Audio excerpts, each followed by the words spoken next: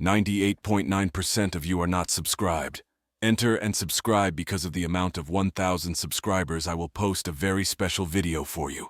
The galaxy was a vast expanse of wonders and mysteries, with countless civilizations and technologies that boggled the mind. Among these marvels, the planet Elysium stood out, not for its technological prowess, but for its remarkable natural beauty. It was a world of lush forests, crystalline lakes, and towering mountain ranges. The inhabitants of Elysium, known as Elysians, were a peaceful agrarian people who had lived in harmony with their environment for millennia. However, beneath this tranquil facade, Elysium harbored a secret that would soon shock the galaxy. In the heart of Elysium's capital city, Verdancia, there stood a sprawling estate that belonged to Professor Arik Thorne, a renowned xenobiologist. Professor Thorne was an elderly man with a wild mane of white hair and piercing blue eyes that seemed to see right through to the soul. His home was filled with artifacts and specimens from his travels, each with its own story to tell. One crisp morning, as the sun cast a golden hue over the city, Professor Thorne received an unexpected visitor. A tall, imposing figure with emerald-green skin and sharp features entered his study. The visitor was Commander Czar of the Zeltran Empire, a race known for their advanced technology and formidable military. "Professor Thorne," Czar said, his voice deep and resonant, "I apologize for the intrusion, but I come with a matter of great importance." Professor Thorne looked up from his work, his curiosity piqued. "Commander Czar, to what do I owe this unexpected visit?" Czar's eyes narrowed. "We have received reports of a new weapon being developed on Elysium, a weapon unlike any we have encountered before. The High Council has tasked me with investigating these claims." Professor Thorne raised an eyebrow. "A new weapon? Here on Elysium? That seems highly unlikely. Our people are not known for their martial pursuits." Czar nodded. "I understand your skepticism, Professor. However, the reports are credible. We have intercepted communications that suggest this weapon is being developed in secret, and its power is said to be unparalleled." Intrigued, Professor Thorne leaned back in his chair. "Very well, Commander. I will assist you in your investigation. But I must warn you, if these reports are true, we are delving into dangerous territory." Together they set out to uncover the truth behind the mysterious weapon. Their first destination was the outskirts of Verdancia, where rumors of strange activities had been circulating. As they traveled through the verdant countryside, they encountered farmers and villagers who spoke in hushed tones about unusual lights and sounds emanating from the nearby forest. "It's said that the forest is haunted," one villager whispered, her eyes wide with fear. "Strange creatures and ghostly apparitions have been seen at night." Czar dismissed the superstitions with a wave of his hand. "Nonsense. There is a logical explanation for everything. We must find the source of these disturbances." Their journey led them to the edge of a dense forest, its towering trees casting long shadows over the landscape. As they ventured deeper into the woods, the air grew thick with tension, and the sounds of wildlife seemed to fade away. After hours of searching, they stumbled upon a hidden clearing. In the center stood a massive structure, partially concealed by foliage. It was a makeshift laboratory, constructed from a combination of natural materials and advanced technology. "This must be it," Professor Thorne said, his voice tinged with excitement. "Let's see what we can find." They approached the structure cautiously, their senses on high alert.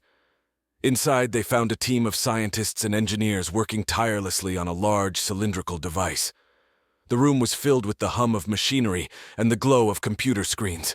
"Stop right there," Czar commanded, his voice echoing through the chamber. The scientists froze, their eyes wide with shock and fear.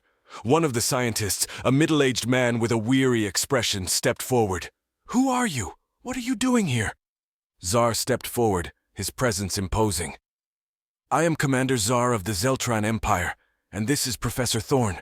We are here to investigate reports of a new weapon being developed on Elysium." The scientist's shoulders sagged with resignation. "I see. My name is Dr. Elias Voss, and I am the lead researcher here. You are correct. We have been developing a new weapon, but it is not what you think." Professor Thorne's eyes narrowed. Explain yourself, Dr. Voss. Dr. Voss took a deep breath. We are developing a weapon, yes, but it is not designed for destruction.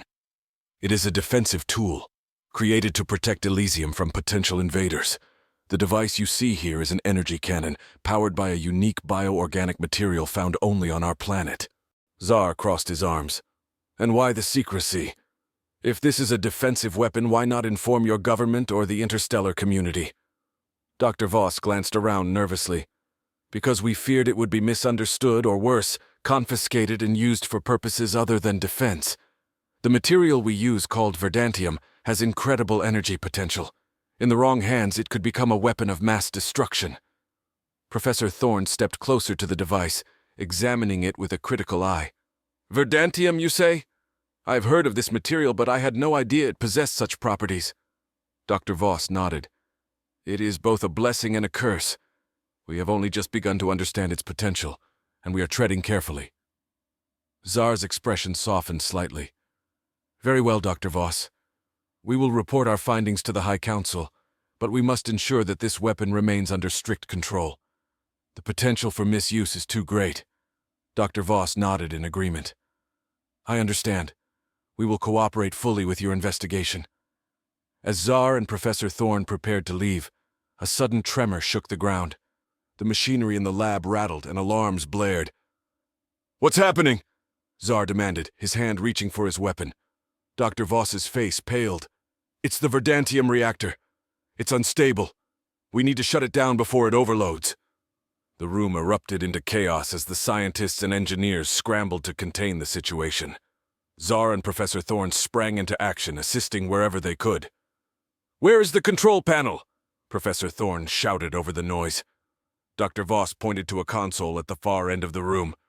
There! We need to initiate the emergency shutdown sequence. Tsar and Professor Thorne raced to the console, their movements swift and coordinated. Professor Thorne's fingers flew over the controls, inputting the necessary commands. Come on, he muttered, sweat beading on his forehead. The tremors grew more intense, and a high-pitched whine filled the air. Just as it seemed the reactor would reach critical mass, the shutdown sequence completed, and the room fell silent. Everyone held their breath, waiting for the dust to settle. When it became clear that the danger had passed, a collective sigh of relief filled the air. Dr. Voss slumped against the wall, his face lined with exhaustion. That was too close. We need to find a more stable way to harness Verdancium's energy. Tsar nodded. Agreed. We will help you, but this project must remain under strict supervision. The risks are too great. Professor Thorne placed a reassuring hand on Dr. Voss's shoulder. We will find a way to make this work. Together we can ensure that Verdancium is used for the greater good. As they left the lab, Tsar and Professor Thorne knew that their work was far from over. The discovery of Verdancium and its potential had opened a Pandora's box of possibilities and dangers.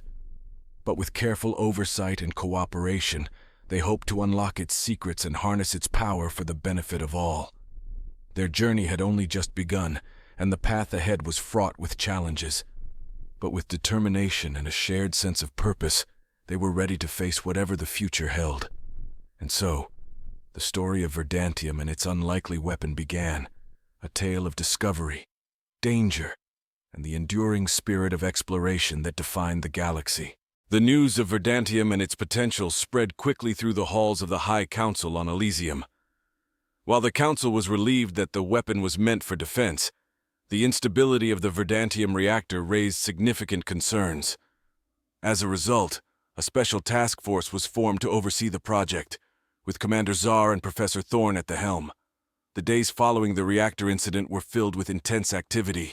Scientists from various disciplines came together to study Verdancium, hoping to find a way to stabilize its energy output. The lab in the forest was reinforced, and security measures were heightened to prevent any unauthorized access. One evening, as the team was poring over the latest data, a communication came through from the outer perimeter guards. A small spacecraft had been detected entering Elysium's atmosphere without authorization. Commander Tsar, we have an unidentified vessel approaching. It appears to be heavily armed, the guard reported, his voice tense. Tsar's eyes narrowed. Prepare to intercept. We cannot afford any threats to the project. The command center buzzed with activity as the team monitored the vessel's approach. Professor Thorne, standing next to Tsar, looked concerned. Who would dare to intrude on Elysium? Do you think it could be related to Verdancia? It's possible, Tsar replied. We have to assume the worst and be prepared for anything. As the vessel landed near the outskirts of the forest, a squad of Elysians and Zeltran soldiers moved to secure the area. The ship's ramp lowered, and a group of armed figures emerged, their weapons at the ready. Leading them was a tall, imposing figure, clad in dark, sleek armor. I am Admiral Crix of the Arcarian Syndicate, the leader announced, his voice amplified by a built-in speaker. We know about your Verdantium project. Surrender the research and the scientists, and no one will be harmed. Tsar stepped forward, his stance defiant. This is Elysian territory, Admiral Crix. You have no right to be here. Leave now, or we will be forced to take action. Crix's helmeted head tilted slightly, as if considering the ultimatum. Very well, Commander. If it's a fight you want, then a fight you shall have. With a gesture, Crix signaled his men to attack. The clearing erupted into chaos as blaster fire and energy beams filled the air. Tsar and his soldiers returned fire, their training and discipline evident in their coordinated movements. Professor Thorne, taking cover behind a large tree, watched in horror as the battle unfolded.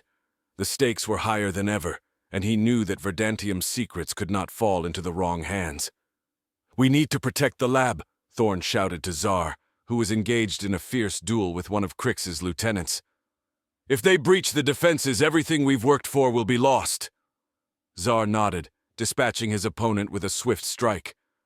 Form a defensive perimeter around the lab, he ordered his men. We must hold the line at all costs. The Elysians and Zeltrans rallied, their determination unwavering. They fought with everything they had, repelling wave after wave of Arcarian attackers. Despite their numerical disadvantage, their resolve and superior tactics began to turn the tide. As the battle raged on, Admiral Crix observed from a distance, his eyes narrowing behind his visor. It was clear that brute force alone would not win the day. Fall back, Crix commanded, his voice cold and calculating. This is not over, Commander Tsar. We will return. With that, the Arcarians retreated to their vessel, leaving behind a smoldering battlefield and a sense of foreboding. Tsar and Thorne regrouped with their forces, assessing the damage and tending to the wounded. It was a hard-fought victory, but the threat was far from eliminated. We can't let our guard down, Tsar said, his expression grim. Crix will be back, and next time he may not be as direct. Thorne nodded in agreement. We need to accelerate our research and find a way to stabilize Verdantium. If we can harness its power safely, we can defend ourselves against any threat. In the days that followed, the team redoubled their efforts. Security was tightened, and new protocols were implemented to safeguard the project. Meanwhile, Professor Thorne delved deeper into the properties of Verdantium, working tirelessly to unlock its secrets. One night, as Thorne was reviewing data in his study, he was interrupted by a knock at the door. It was Dr. Lyra Kincaid, a brilliant physicist and one of the leading experts on energy manipulation. Professor Thorne, she said, her voice urgent, I think I may have found something. Thorne looked up, his interest piqued. What is it, Dr. Kincaid? Lyra handed him a data pad, her eyes gleaming with excitement. I've been running simulations on the Verdantium samples, and I believe I've discovered a way to stabilize the energy output. It's a complex process, but it could work. Thorne studied the data, his mind racing with possibilities. This is remarkable, Lyra. If your calculations are correct, we could create a stable reactor and finally harness Verdantium's full potential. Lyra nodded, her excitement tempered by caution. It's still theoretical at this stage, but I believe we can make it work. We'll need to conduct live tests to be sure. Thorne placed a reassuring hand on her shoulder. You've done excellent work, Lyra. Let's present this to Commander Tsar and the rest of the team. We may finally have a breakthrough. The next morning, Thorne and Lyra briefed Tsar and the other key members of the project. The room was filled with a sense of cautious optimism as they reviewed the findings. "This could be the breakthrough we've been waiting for," Zar said, his expression serious. "But we need to proceed carefully. Crix and the Arcarians will be watching, and any mistake could be catastrophic." Thorn nodded in agreement. "We'll take every precaution. Lyra and I will oversee the tests personally." Over the following weeks, the team worked tirelessly to construct a prototype reactor based on Lyra's designs. The atmosphere was tense, but the shared sense of purpose kept them focused. Finally, the day of the first live test arrived. The reactor stood in the center of the lab, its sleek design a testament to the ingenuity and determination of the team. As they prepared to activate it, Thorn addressed the gathered scientists and engineers. "Today, we take a significant step forward in our understanding of Verdantium. This is a momentous occasion, but we must remain vigilant. Safety is our utmost priority." With that, he signaled Lyra to begin the activation sequence. The room fell silent as the reactor hummed to life, its core glowing with a brilliant blue light. The energy readings were stable, and the initial results were promising. For a few tense moments, everyone held their breath, waiting for any sign of instability. But the reactor remained stable, its output steady and controlled. "It's working," Lyra whispered, her eyes wide with amazement. "We did it!" The room erupted into cheers and applause, the sense of relief and accomplishment palpable. It was a breakthrough that would change everything, providing Elysium with a powerful and stable energy source. But even as they celebrated, Thorn couldn't shake a sense of unease. Crix and the Arcarians were still out there, and they would stop at nothing to seize Verdantium for themselves. As the team celebrated their success, Thorn pulled Zar aside. "We need to be prepared for another attack. Crix won't give up easily." Zar nodded, his expression serious. "Agreed. We'll bolster our defenses and stay vigilant. But for now, let's take a moment to appreciate what we've achieved." That evening, as the sun set over Verdantia, Thorn and Zar stood on the balcony of the command center, reflecting on the day's events. "This is just the beginning," Thorn said, his voice filled with determination. "Verdantium has the potential to change the galaxy, but we must ensure it is used responsibly." Zar placed a hand on Thorn's shoulder. "We'll face whatever comes together. The Arcarians may be formidable, but our resolve is stronger." As the stars began to twinkle in the night sky, the two men stood in silence, contemplating the challenges and opportunities that lay ahead. The path forward would not be easy, but they were ready to face it, armed with their newfound knowledge and an unbreakable sense of purpose. Thus continued the story of Verdantium, a tale of discovery, danger, and the enduring spirit of exploration that defined the galaxy. The future was uncertain, but with determination and unity, they would forge ahead, ready to confront whatever challenges awaited them. And so, the chapter ended, with new adventures and discoveries on the horizon, and the promise of a brighter future fueled by the power of Verdantium. The tranquility of Verdantia was shattered as the alarm bells rang throughout the capital. Commander Zar and Professor Thorn were in the command center, watching the security feeds that displayed the advance of Admiral Crix's forces. The Arcarians had returned, this time with a larger, more heavily armed contingent. "All units prepare for battle," Zar commanded, his voice resonating through the communication system. "We must protect the Verdantium reactor at all costs." The streets of Verdantia were quickly fortified as soldiers took their positions. Civilians were evacuated to secure bunkers, their expressions a mix of fear and determination. The Elysians and their Zeltran allies knew that this battle would decide the fate of their world. Professor Thorn stood by Zar, his face lined with worry but also resolve. "We have to hold them off long enough to finish the final adjustments to the reactor. If we can stabilize it completely, we might be able to use it to our advantage." Zar nodded. "Agreed. Do whatever you need to do. I'll handle the defense." The command center buzzed with activity as Thorn and his team worked on the reactor. Meanwhile, the first skirmishes erupted on the outskirts of the city. The sound of blaster fire and explosions echoed through the air, a stark contrast to the usually serene environment of Elysium. Admiral Crix stood at the forefront of his forces, his eyes cold and calculating. Advance! We must capture the reactor and seize the Verdantium. Leave no one standing. His soldiers moved with precision, their advanced weaponry giving them a formidable advantage. But the Elysians and Zeltrans fought back fiercely, using their intimate knowledge of the terrain to their advantage. The battle was intense, with both sides suffering heavy casualties. In the heart of the city, Dr. Lyra Kincaid and her team worked frantically on the reactor. The device glowed with an otherworldly light, its energy readings fluctuating as they made final adjustments. "We're almost there," Lyra said, her voice steady despite the chaos outside. "Just a few more calibrations." Professor Thorne nodded, his focus unwavering. "We have to make this work. It's our only chance." Suddenly an explosion rocked the building, sending debris flying. The Arcarians had breached the outer defenses and were closing in on the lab. Tsar and his soldiers fought valiantly to hold them back, but they were being overwhelmed. "We can't hold them much longer," Tsar shouted, his voice strained with effort. "How much more time do you need?" Thorne looked at Lyra, who nodded. "Just a few more seconds.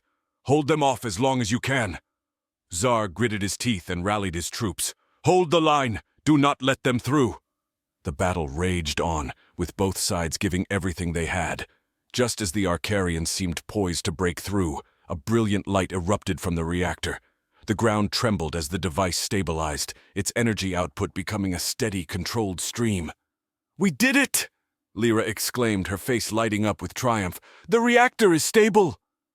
Thorne's eyes shone with hope. "Now let's see if we can turn the tide." Using the reactor's energy, they activated the city's defensive grid. A shimmering force field enveloped Verdancia, repelling the Arcarian forces and cutting off their advance. The soldiers cheered as the tide of battle turned in their favor. Admiral Crix watched in disbelief as his forces were pushed back. "Impossible! This isn't over, Tsar! I will return!" With a final defiant glare, Crix ordered his troops to retreat. The Arcarians withdrew, their forces battered and beaten, but far from defeated. As the dust settled and the battlefield grew quiet, the Elysians and Zeltrans began to take stock of the situation. The city had suffered damage, and many lives had been lost, but they had held their ground. Commander Tsar approached Professor Thorne and Dr. Kincaid, a weary smile on his face. "You did it. The reactor is stable, and we drove them off." Thorne nodded, his expression somber. "But Crix will be back. We need to be prepared for when he does." Lyra agreed. "We have a powerful weapon now, but we must use it wisely. Verdantium is both a blessing and a curse." Over the following weeks, Verdantia rebuilt and fortified its defenses. The team continued to refine the Verdantium reactor, ensuring it could be used safely and effectively. The High Council convened to discuss the implications of their newfound power and the best ways to protect it. One evening, as the sun set over the city, Tsar and Thorne stood on the balcony of the command center, reflecting on the events that had transpired. "We've come a long way," Tsar said quietly, "but the battle isn't over." Thorne nodded, his gaze distant. "No, it's not. But we've proven that we can stand together and face any challenge. Verdantium has given us a fighting chance." As they watched the stars twinkle in the night sky, a sense of determination settled over them. They knew that the road ahead would be difficult, but they were ready to face it together. The story of Verdantium was far from over. It was a tale of discovery, resilience, and the unyielding spirit of those who dared to dream of a better future. With each new challenge, they would grow stronger, their resolve unbreakable.